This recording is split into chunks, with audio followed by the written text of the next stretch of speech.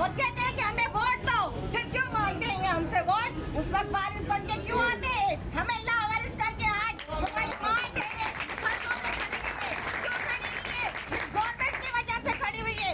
2021 से डिस्प्लेटी अलाउ चल रहा है, लेकिन इन्होंने आज तक सुनने किसी को नहीं दिया। क्यों नहीं दिया? ये हमारा सवाल है गवर्नमेंट से कि क्यों नहीं उन्होंने डिस्प्लेटी अलाउ अभी तक नहीं दिया, जबकि 21 में वफाक को मिला, 22 में सबको मिला, आज 25 में तीनों सूबों को मिला। हमें क्यों नहीं दिया? हमारा क्या कसूर है? क्या हम गवर्नमेंट एम्प्लॉयज नहीं? क्या हमें इन्होंने अपॉइंटमेंट नहीं दिया?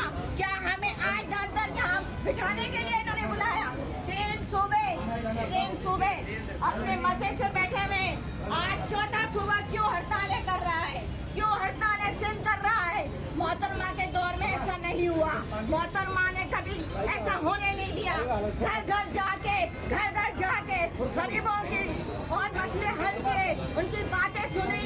क्यों ये हमारे मसले हल नहीं कर रहे? एक मोहतरम इस्लामाबाद में बैठा है और ये हालत देखकर कुछ नहीं कर रहा।